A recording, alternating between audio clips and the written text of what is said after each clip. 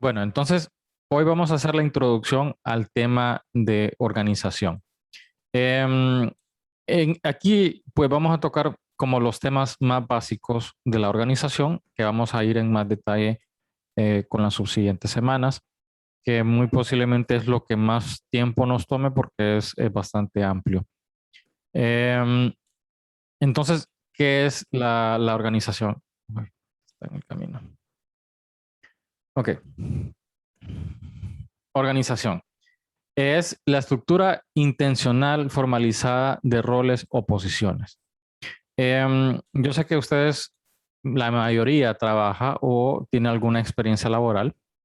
Entonces, hay muchas personas que hablan que pues hay tantas plazas, tantos puestos, y eso es lo que vamos a discutir el día de hoy. ¿Cuál es la diferencia entre una plaza y un puesto?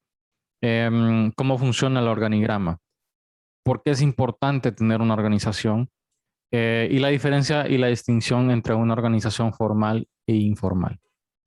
Ok, entonces todos estamos claros que cuando nos unimos a una empresa es una estructura intencional donde todas las posiciones están bien establecidas, cada quien tiene una responsabilidad y pues la intención es que todos trabajemos en conjunto hacia un objetivo principal. Entonces, dentro de todo lo que está el esquema, el organigrama, está lo que es el talento humano. O en algunas instituciones les dicen recurso humano. Talento humano es la versión más moderna de mencionar cómo se llama este grupo de personas, este departamento, que tienen la función específica que es la siguiente: mantener cubierta todas las posiciones de la estructura de la organización con el fin de que éste sea operacional a los objetivos principales de la organización. Entonces, em, por ejemplo, si tenemos a alguien que está con incapacidad, talento humano es el grupo de personas que se dedican a buscar o asegurarse que haya continuidad en la operación. O sea, porque una persona está enferma, no quiere decir que el negocio deje de funcionar. Lo mismo también si alguien va a entrar en periodo de maternidad o si está pidiendo un permiso, una vacación, todo eso se maneja a través de talento humano.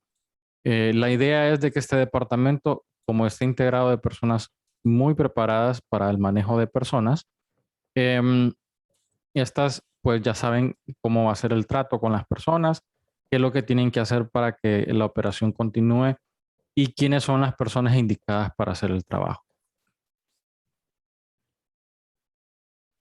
Bueno, me imagino que saben lo que es el organigrama y creo que más adelante en esta presentación hay un organigrama que podemos observar.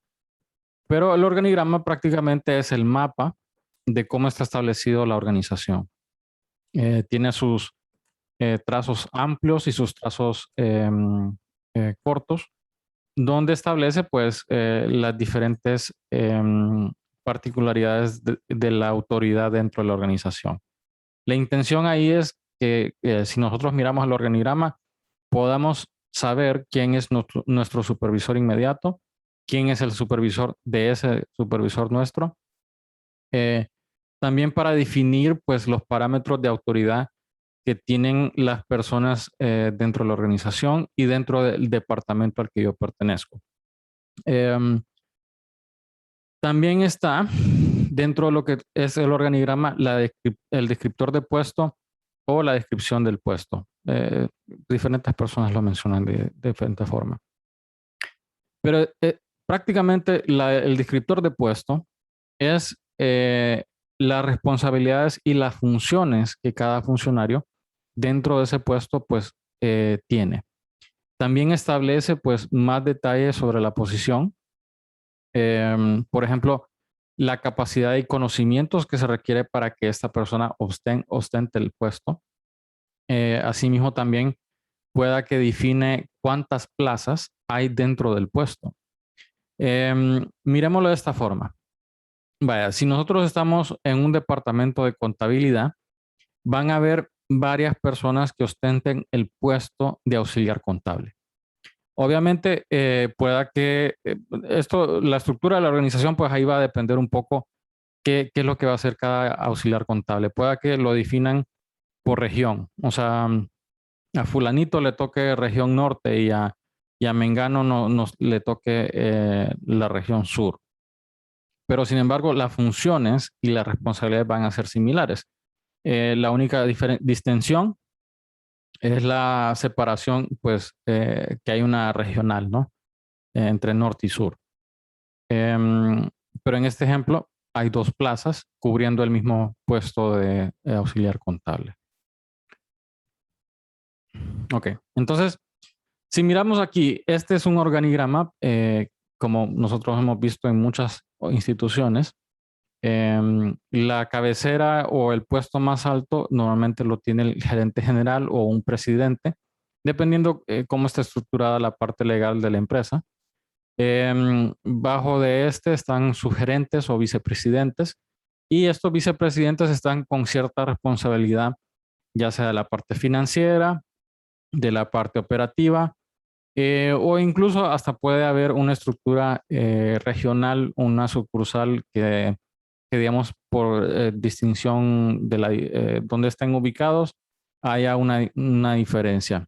Por ejemplo, si la casa matriz está en San Pedro Sula, pueda que la vicepresidencia de Tegucigalpa tenga una regional, o sea, todo el funcionamiento va a tener diferentes departamentos dentro de esa regional, em, que tratan de asimilar el resto de la organización, pero obviamente se enfocan solo en la parte centro-sur del país.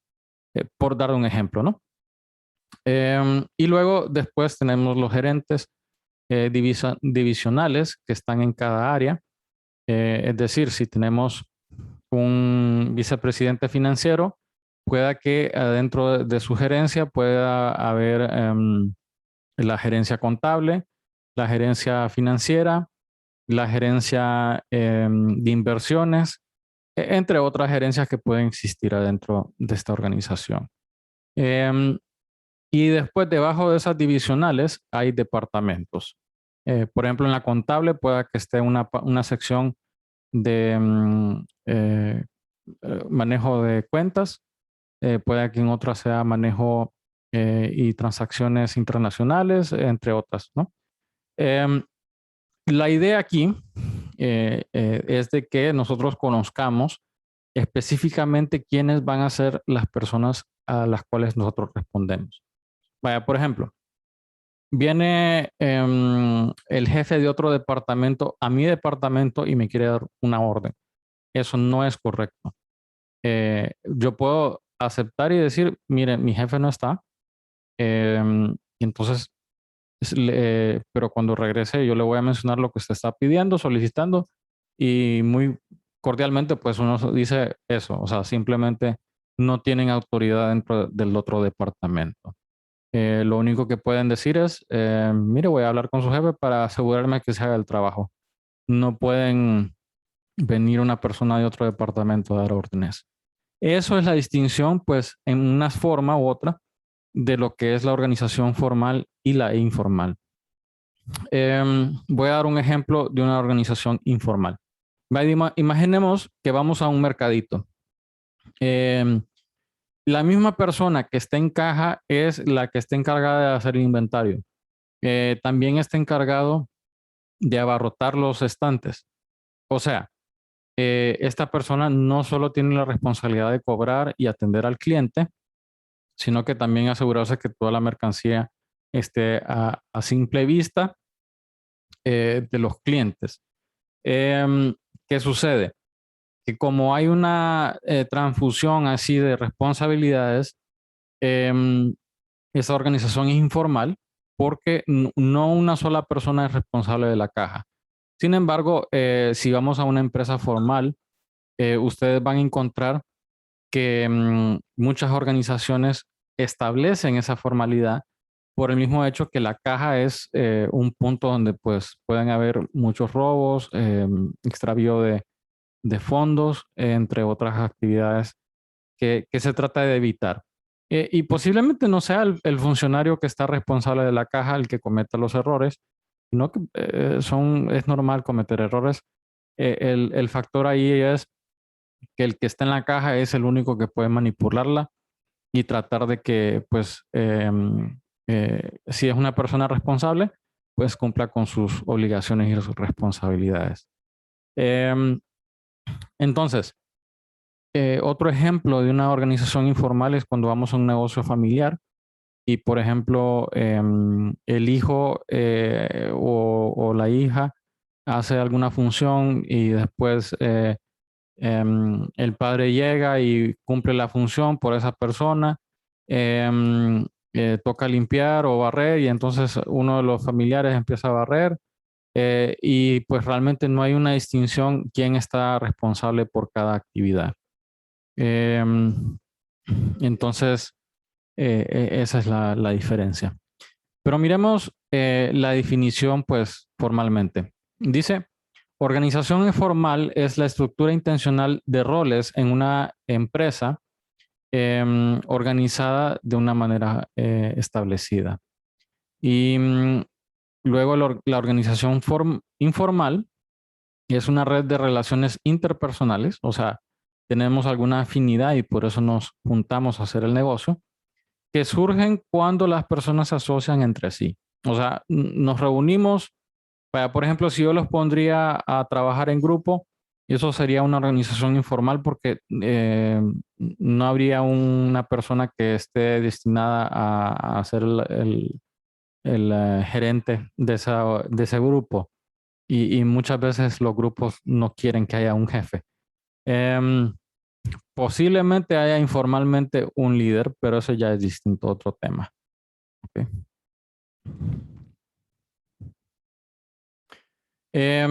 Por lo mismo, de que habíamos hablado que hay factores en cuanto que hay varias regionales, también queremos evaluar cuál es el desempeño de cada parte de la organización.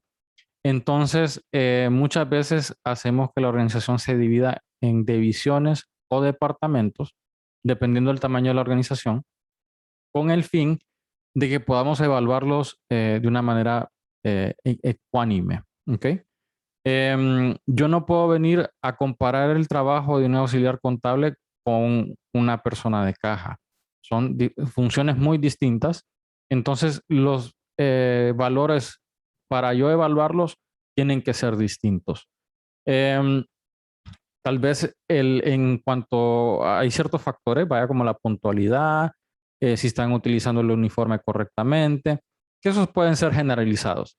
Pero la intención de por qué hacemos una división o un departamento dentro de una empresa es para hacer la evaluación del desempeño de los funcionarios. Em, Cada quien va a tener diferentes actividades, entonces por lo mismo debemos evaluar las actividades a las cuales ellos son responsables. Em,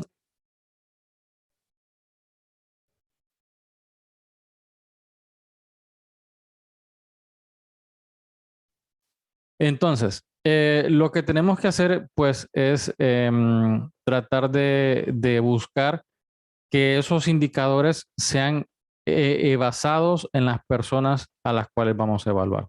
Y asimismo también el departamento.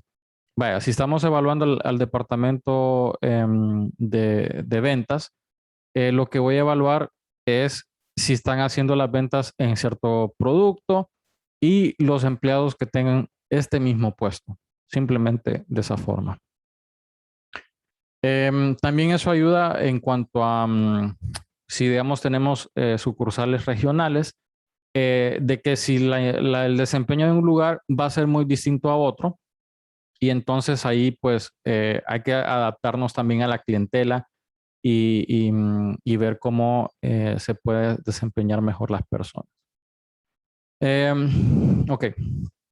Luego está lo que son los tramos estrechos y los tramos amplios.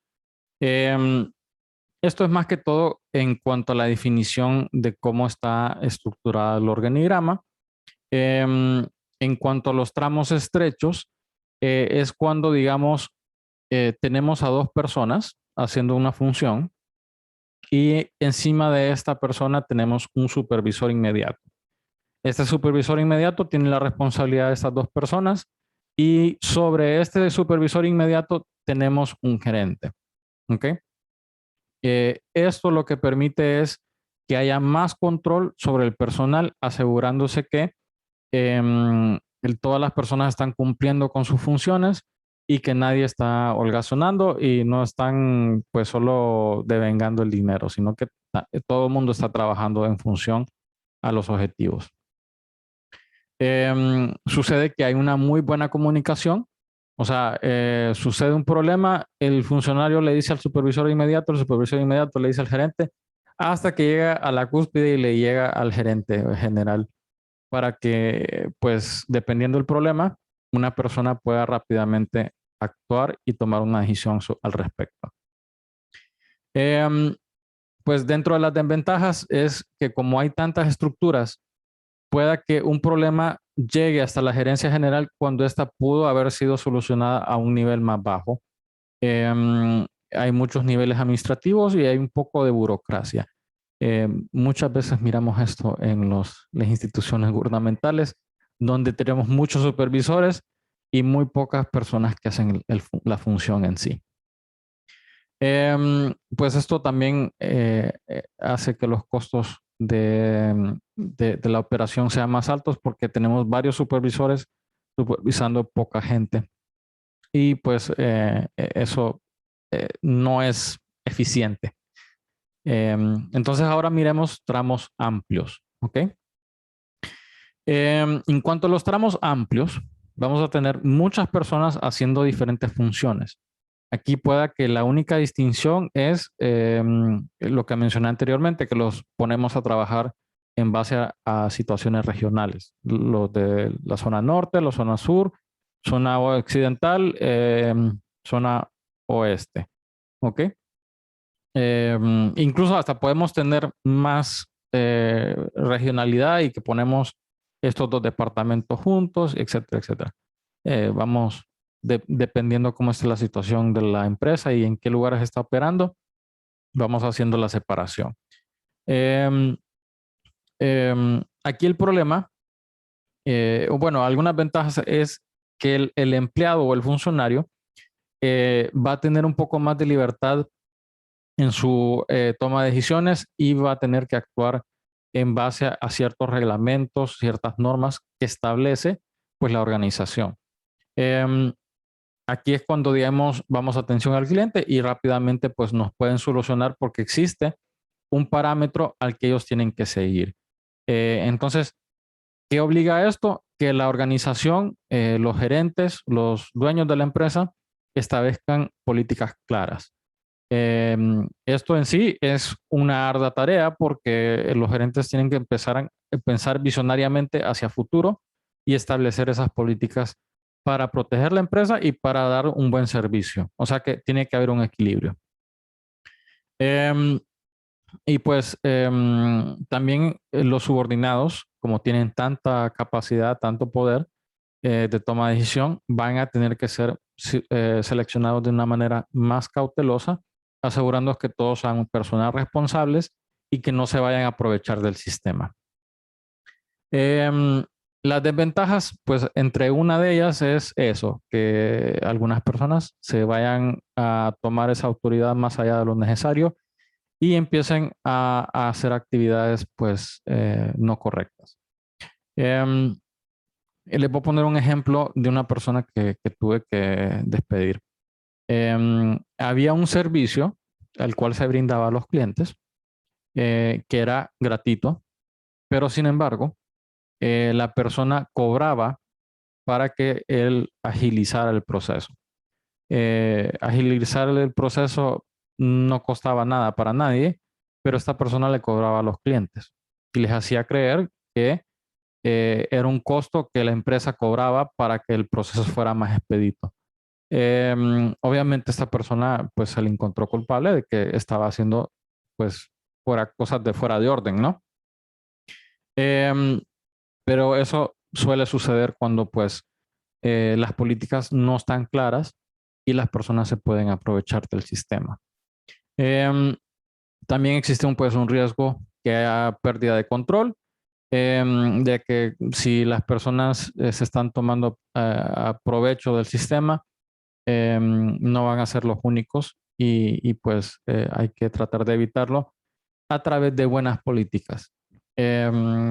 Eso requiere mucho trabajo también, entonces por eso mencioné que deben ser equilibradas a favor del cliente, siempre protegiendo también al negocio. Entonces ustedes se preguntarán, ¿cuál es la mejor estructura? Es una combinación de ambos, la verdad. Dependiendo del departamento al cual se va creando, tiene que haber un poco de lo que es autonomía para el funcionario, al empleado, y asimismo también cierto grado de supervisión para asegurarse que siempre exista el control. Y también pues lo de las políticas claras, eso permite que si el supervisor encuentra a alguien funcionando de manera incorrecta, pues la misma política establece cómo se va a actuar en esa situación. Ok, este es un tema interesante que me imagino que algunos de ustedes pues quisieran tener su propio negocio. Entonces, vamos a medio tocar el tema. Creo que no vamos a entrar en mucho detalle porque esta clase pues no, el alcance de ella no lo cubre, pero em, existen lo que son personas emprendedoras. Estas son personas que tienen ideas, tienen innovación, cierta creatividad y pues tienen un sueño de implementar esa idea y crearla en un negocio propio. Em, o sea, hay clases que más adelante ustedes van a tener en la carrera que tratan sobre este mismo tema. Muy posiblemente, tal vez yo sea su licenciado para esa clase, que se llama, ahorita creo que le cambiaron el nombre a Creatividad e Innovación Empresarial. Em, esta clase se dedica a esto, a enseñarles a ustedes cómo establecer su propio negocio, de dónde vienen las ideas, cuáles son las características importantes que hay que tener como emprendedor. Pero asimismo también existen lo que son los intraemprendedores, que son personas que tienen buenas ideas, pero obviamente no tienen todos los recursos, ya sea el conocimiento, la capacidad financiera o la capacidad de implementación. Entonces, ellos crean la idea y se la venden al mismo empleo que ellos tienen. ¿Ok? Y eso también ha sucedido. Tengo ejemplos que les podría compartir, pero no quiero aburrirlos con eso. Más creo que ustedes entrarían en el ámbito de lo que sería emprendedores, donde establecen su propia organización con el deseo de pues, crear su propia empresa.